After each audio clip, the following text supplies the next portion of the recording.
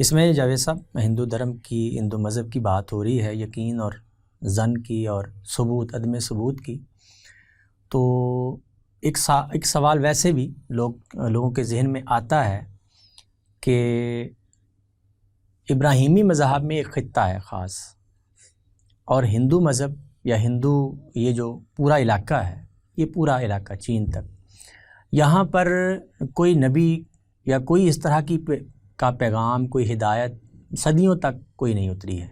ایک کتاب ہے، 4 کتابیں ہیں، وہی صدیوں سے چلی آ رہی ہیں، لیکن ادھر ہم دیکھتے ہیں تو پے در پے انبیاء ہیں، اور وہ اسی سلسلے کو آگے چلائے ہوئے ہیں، دوسرے کسی خطے میں نہیں جا رہے۔ تو اس کی کیا وجہ ہے کہ اس وقت اس خطے میں شرک آخری درجے میں پایا جا رہا ہے، بلکہ مشرکین مکہ سے بھی بہت نیکسٹ لیول کا، لیکن ادھر اللہ تعالیٰ نے کوئی پیغمبر، کوئی نبی یا کوئی بھی ایسا صالح نہیں بھیجا ہے؟ یہ بہت بڑا سوال ہے، اور مذہبیات کے ایک طالب علم کی حیثیت سے یہ سوال جب پہلی مرتبہ میرے سامنے آیا تھا تو تکلیف دہ حد تک اس طرح پیدا کرنے کا باعث بن گیا تھا۔ ایک بڑا سوال ہے۔ اب آپ ذرا دیکھیے کہ قرآن مجید کتنی بڑی نعمت ہے، وہ تنہا ہے جو اس سوال کا جواب دیتا ہے، اور وہ یہ بتاتا ہے کہ اللہ تعالیٰ نے اپنی ہدایت بھیجنے کی اسکیم کو 2 ادوار میں تقسیم کیا ہے۔ پہلا دور وہ ہے جس میں انسان ابھی یا تو مختلف جگہوں پر اپنے نشیمن بنا نہیں رہے، یا اگر بنا بھی رہے ہیں تو پوری انسانیت اس روایت میں نہیں آ گئی، ابھی تمدن مختلف مراحل سے گزر رہا ہے، قومیں ایک دوسرے سے دور پڑی ہوئی ہیں، اپنے اپنے علاقوں میں ہیں۔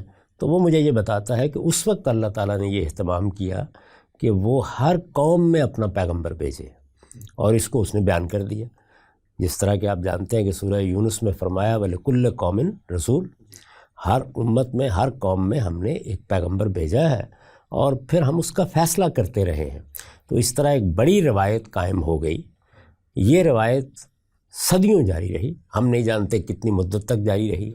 پھر اس روایت کے بارے میں وہ یہ بتاتا ہے کہ اس کی ابتدا بھی ایک پیغمبر سے ہوئی، یعنی انسان کے وجود میں آنے اور پیغمبر کے وجود میں آنے میں وقت کا فرق نہیں ہے، زمان مختلف نہیں ہوا۔ یہ بہت بڑی بات ہے اور بڑی اہم بات ہے، کیونکہ اگر دوسری بات ہو تو پھر مذہبیات کی بنیاد کے لیے پیغمبر کی ضرورت اصلاً نہیں ہوگی، پہلے ہی دن نہیں ہوگی، پھر کوئی مسئلہ پیدا ہونا چاہیے جس کے بعد پیغمبر بھیجا جائے۔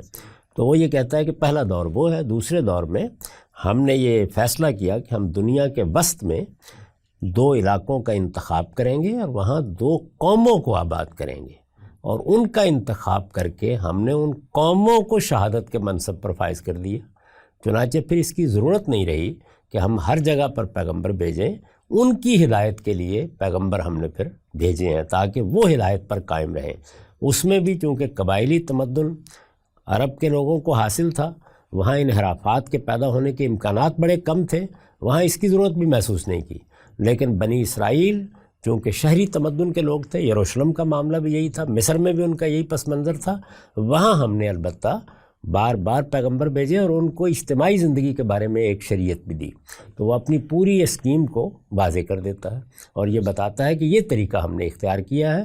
اس وقت پھر پوری دنیا سے یہ تقاضا کیا گیا کہ اب 2 قومیں موجود ہیں، کوئی فرد نہیں ہے، ان کے پاس خدا کی ہدایت ہے، جو ہدایت کا سچا طالب ہے جائے اور ان سے جا کر سیکھ لے، جائے اور اس کو جا کر دیکھ لے۔ اس کے بعد اللہ تعالیٰ فرماتے ہیں کہ پھر اس کی ضرورت نہیں رہی کہ ہم باقی جگہوں پر بھی اسی طرح پیغمبر بھیجیں، کیونکہ پیغمبر کو بھیجنے کے نتیجے میں لوگوں کے لیے ایک بہت بڑی آزمائش پیدا ہوتی ہے۔ تو اللہ نہیں چاہتے کہ اپنے بندوں کو بار بار اس آزمائش میں ڈالیں۔ درست ہے، یعنی ایک شخص ہے، ایک نبی ہے، وہ جب پیغام دے رہا ہے اور ایک پوری قوم وہی پیغام دے رہی ہے، تو اس سے یہ فرق واقع ہو جاتا ہے کہ پیغام پہنچ جائے گا اور درست طریقے سے لوگوں تک باقی جگہ وہ ایک پوری قوم کی دعوت بن گئی، پوری قوم اس کی گواہی دینے کے لیے تیار ہے، اس کا ظہور ان کے عمل میں ہو جائے گا، لوگ وہاں جا کے اس کو دیکھ سکتے ہیں۔ ہر وقت پیغمبر کو تلاش کرنے کی ضرورت باقی نہیں رہی، پیغمبر کو ماننا ہے کہ وہ پیغمبر ہے، اس کے لیے استدلال بہت اور چاہیے۔ ہدایت کے آپ سچے طالب ہیں تو آپ پہنچ جائیں گے۔ اطلاع کا معاملہ بھی ختم ہو گیا، وہ دنیا کے وسط میں ہے۔ یہ ممکن نہیں ہے کہ قومی سطح پر ریاستیں قائم کر دی جائیں اور دنیا میں اس کی اطلاع نہ ہو سکے۔ تو یہ اس دور میں کیا گیا جب دنیا اس جگہ آ گئی، یعنی تمدن نے اپنا سفر کیا، وہ وہاں پہنچا، جب پہنچا تو اللہ تعالیٰ نے اپنی اسکیم بھی تبدیل کر دی. تو یہ بات بالکل سمجھ میں آ جاتی ہے. لیکن اگر قرآن مجید اس پوری اسکیم کو بیان نہ کرے تو وہ سوال ایک بڑا سوال ہے، اپنی جگہ قائم رہتا ہے. یعنی وہ لیکن وہاں پہ پاسبلٹی ہے پیغمبرانہ ٹریڈیشنز کی اور خدا کی طرف سے معاملات کی، اس کو آپ مانتے ہیں؟ یعنی سیدنا ابراہیم سے پہلے، جی انہیں سے یعنی پہلے اس کا تعلق تو صرف مدت سے ہوگا. پاسبلٹی کیا؟ قرآن مجید نے صراحت سے کہہ دیا ہے، یعنی یہ بتا دیا ہے. وَلِكُلِّ أُمَّةٍ رسول کا مطلب کیا ہے؟ اس کا مطلب یہ ہے کہ دنیا میں جہاں جہاں قومیں آباد ہوئیں، یہ ہم جانتے ہیں نا، اگر دنیا کی تاریخ کے بارے میں وہ تعبیر تسلیم کر لی جائے جو ہمارے ہاں روایت میں چلی آ رہی ہے کہ سیدنا نوح کے تینوں بیٹے دنیا کے مختلف علاقوں کی طرف بتدریج ہجرت کرتے چلے گئے. مختلف بر اعظموں کو انہوں نے اپنا وطن بنانا شروع کر دیا. وہ جہاں جہاں گئے ہوں گے اس جگہ ان کی بستیاں ہوں گی، ان کے علاقے ہوں گے، اور اس میں جیسے کہ قرآن کا طریقہ ہے کہ القریٰ میں ہم ایک پیغمبر بھیجتے رہے ہیں اور وہ اس پوری قوم کا پیغمبر بن جاتا رہا ہے. تو یقیناً ہندوستان میں بھی ایسا ہوا ہوگا، اگر وہاں اس زمانے میں لوگ رہے ہوں گے. وسط ایشیا میں بھی ہوا ہوگا. ہو سکتا ہے کہ آپ تحقیق کریں تو آپ کو جاپان میں بلکہ قدیم امریکی تہذیب میں بھی اس کے آثار مل جائیں، لیکن وہ سب اصل میں سیدنا ابراہیم سے پہلے ہونا چاہیے. یعنی 4000 سال سے اللہ تعالیٰ کی اسکیم دوسری رہی ہے.